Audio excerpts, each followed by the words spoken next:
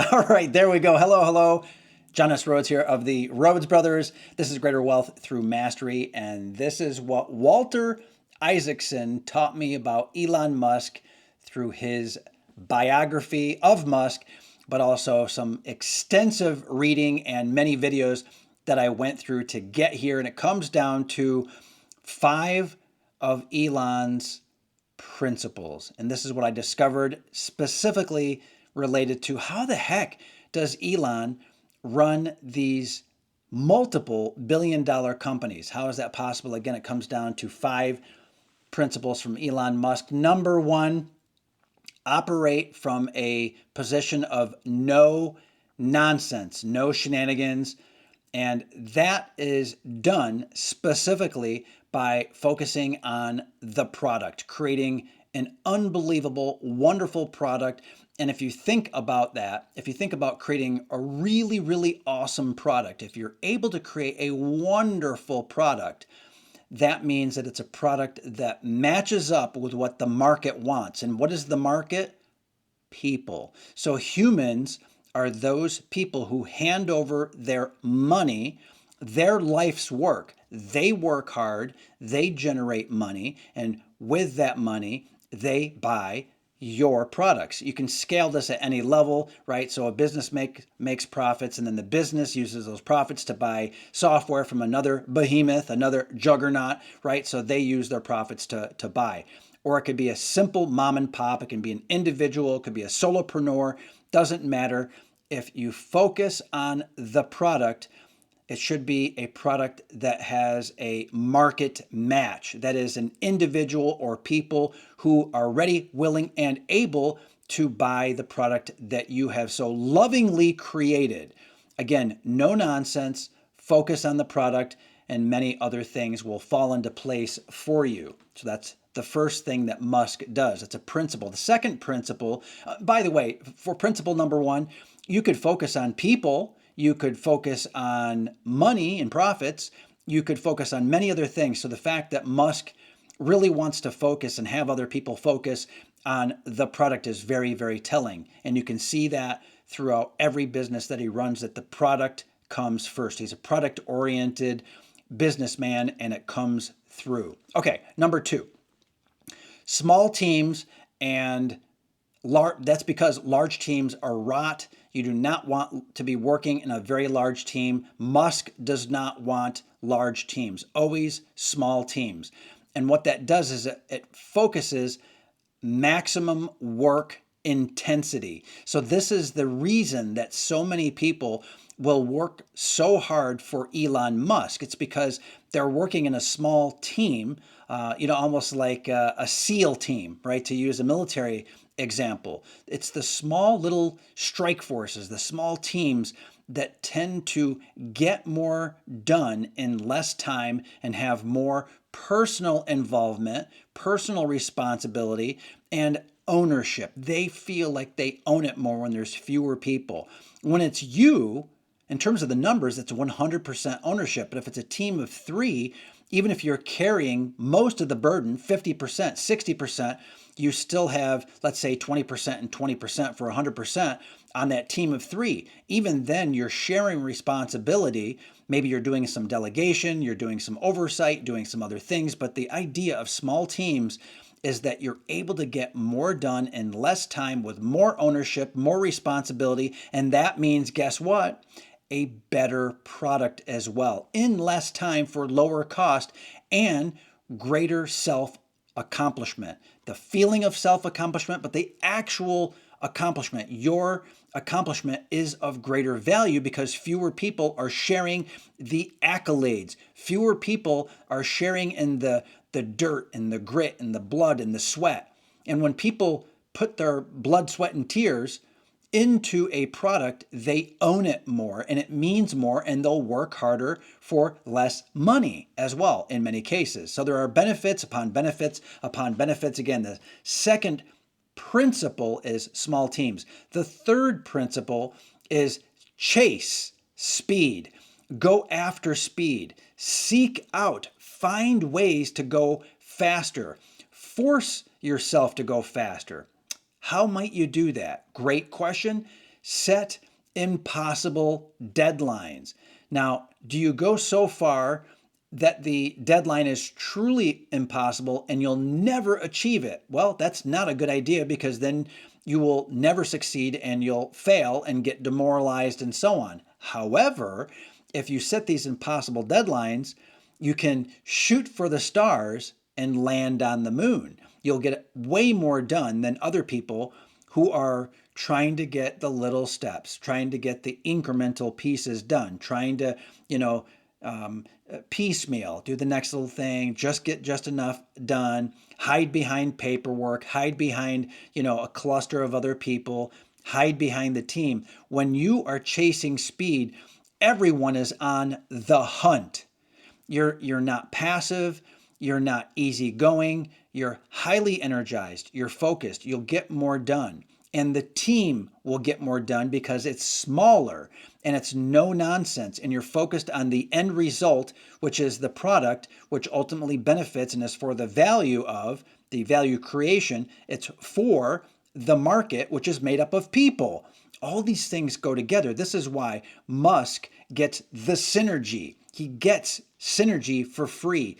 Like, where does this come from? How does he get so much done, right? He gets synergy for free by being no nonsense, the company being no nonsense, having small teams, and chasing after speed.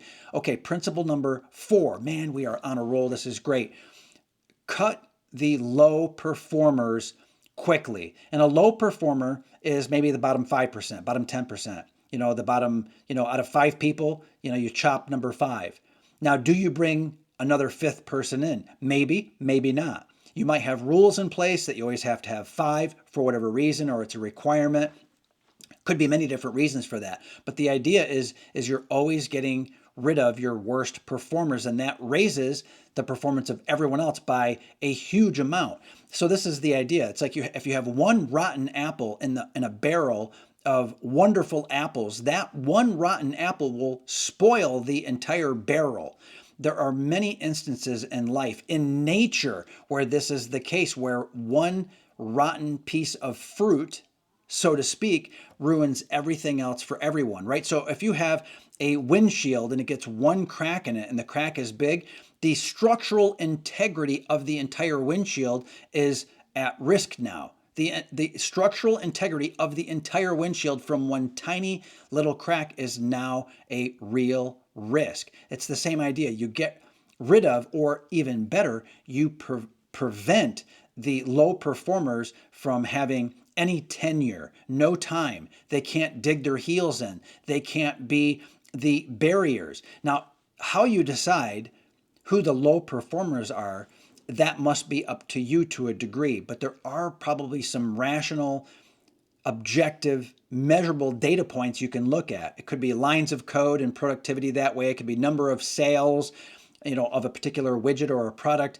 It could be the, performance appraisals or reviews of peers, or it could be looking at a timeline and saying this is what this person has or has not done over time. So there are many different ways to measure, and I don't think that there is one perfect way, nor would I think that Elon Musk would say this is the number one and only way to measure what performance is. But I can tell you with near certainty that low performance can very much be connected to or tied in some way to the product and or the customers. That's how you can determine whether or not a person is a low performer or not, and helping the team achieve product success and customer success. It's a great way to think about this, right? Some of my unique thinking layered on top of what Musk is using in terms of his principles, which I learned from Walter Isaacson. Okay, and then principle number 5.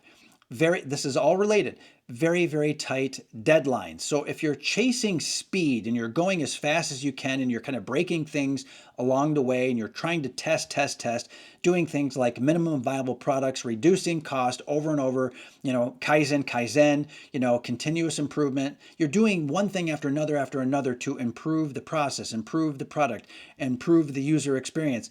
Well, what happens with the fact that you're chasing speed this way is that you can enforce this more easily by decreasing the time that things are due, tighter deadlines. If nothing else, more deadlines along the same period of time. So let's say you have 3 months. Well, you might say, well, what we've got is we've got 3 months and it's going to take 3 months. We've already determined that. Well, you could do something like, okay, we think we can do it faster than 3 months. And in fact, rather than having three deadlines, 1 month, 2 months, and then 3 months, so you have three deadlines, what you might do is you say, look, we're going to try to achieve two of the deadlines in, let's say, 6 weeks. Deadline 1 in 3 weeks, deadline 2 in 6 weeks, and then reassess. So I'm just giving you an example. There are many, many, many different ways that you can tighten up the deadlines, literally pull the dates forward, or take the time that you have allocated and pull some of the dates forward earlier in the process, earlier in the project. Whatever it happens to be, you can pull things forward and tighten up the deadlines utilizing smaller teams, and this is the way. So again, let's do a really quick recap, and then I've got something critical at the end. Number one, no nonsense, no shenanigans, focus on the product, and I'd say focus on value for the customer as well. Number two, small teams, like an elite strike team. Okay, that's number two. Number two, maximum work intensity with that. Number three, chase after speed, set impossible deadlines. Awesome. I already talked about deadlines. We're going to come back to that. Number four, cut low performers as quickly as you possibly can. And number five, explicitly tighten up the deadlines. And there's something, by the way, called Parkinson's law. And what that says is whatever amount of time that you allocate to a project, you're going to use all of that time. The amount of work will fill up the amount of time that you allocate. So trust me when I say that if you say that you've got a month, you're going to use the entire month. You're not going to do 3 weeks and say, ta-da, we did it sooner. You're going to have to explicitly say 2 weeks and then go after it. And if you happen to miss, well, maybe you need one more week and then legit you're done in 3 weeks. But just tighten, tighten, tighten, tighten, and work against Parkinson's law. Look it up. It's pretty awesome. Now, the last little piece, and thank you for sticking with me, is in the next video, you will see how principles apply to your own personal breakthrough and your own situation. Again, principles in particular in the Elon Musk way of thinking. Love him or hate him, it really doesn't matter if you follow some of the things and really all of the things that he talks about. This video, the next one, will make so much sense to you. Go ahead and subscribe to the Rhodes Brothers channel. And if you have a pinch of extra time, look down in the description. We've got a special gift for you down there. This is John S. Rhodes of the Rhodes Brothers. On behalf of my brother Matt Rhodes and myself, thank you, and we'll see you in the next training. Take care.